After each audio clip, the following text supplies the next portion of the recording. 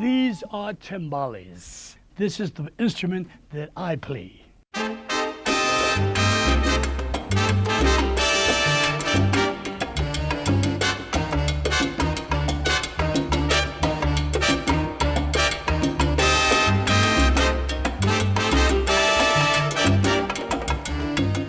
My parents came from Puerto Rico, naturally, and they lived in Brooklyn. Most of the Puerto Ricans that came at that time, in the 20s, and all that, they came by Brooklyn. It took them 5 days to get here on the boat, and but eventually, anyway, they extended themselves all over New York. But my parents moved to New York City, Manhattan. We call it El Barrio. That was the neighborhood where most of the Puerto Rican people lived there. I gained my experience because musicians have to gain their experience playing out in the street. It's very important. You can study in a university, a conservatory of music, a music school, whatever. You learn how to read music, naturally, and all that. But then, for you to pay your dues, really, get out there and learn, you have to really go into jam sessions and things like that. And I grew up with that type of training, and that was very important. Exposed to that kind of music, either jazz or Latin, right in the neighborhood. So that's what helped me a lot for my future, naturally.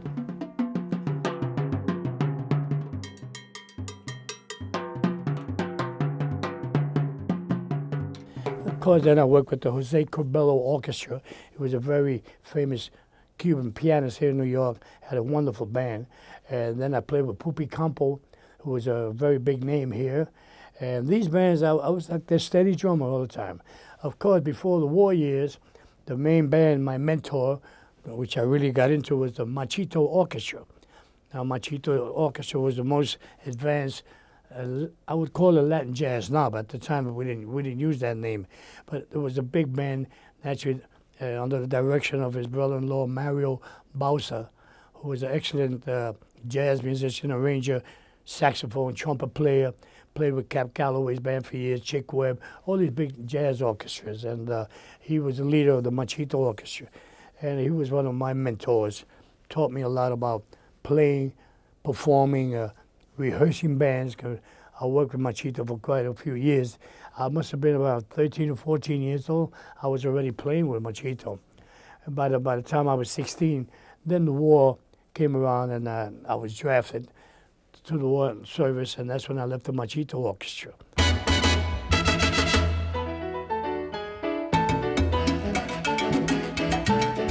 Now today it's all over the world, naturally. The recognition of Latin music is going big. I've been 14 times in Japan already, and Australia, and all over Europe. So our music is really getting exposure today because people love it. We have no bilingual problems anymore. People love our rhythms, and that's what they dance to. The percussion, the rhythm. They don't dance to a flute player or violin player. They dance to the conga drum, the bongo drum, the cowbell, the timbales.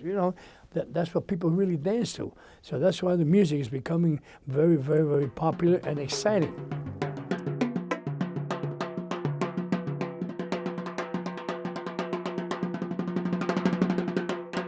All this kind of beginning, I was involved there too. So I was learning at the same time there about my instruments, how to play it. And I was more or less a role model to the other young guys that were coming up along, see? And my role model was Nacho Montesino, the man with the Happy Boys, because he was a typical player. He taught me a lot of the Cuban way of playing a danzón, real typical rhythms. And through that experience and playing out in the streets and studying, that's how I developed my own style of playing timbales. Which then throughout the years later I developed more and more, and I did percussion albums, and the young people were really into percussion, and that's where I am today.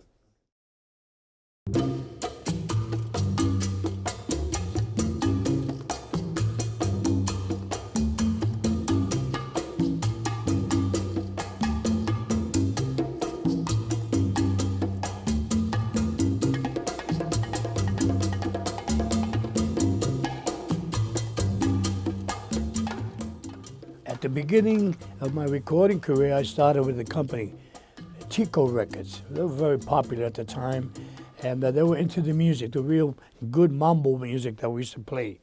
And the president, George Goldner, loved Latin music, and he was a good dancer too. And he used to hang out around with us a lot at the Palladium Ballroom, and was really into the music. He loved it. He used to take off and loved it. So he was the man responsible really for starting off my career recording-wise.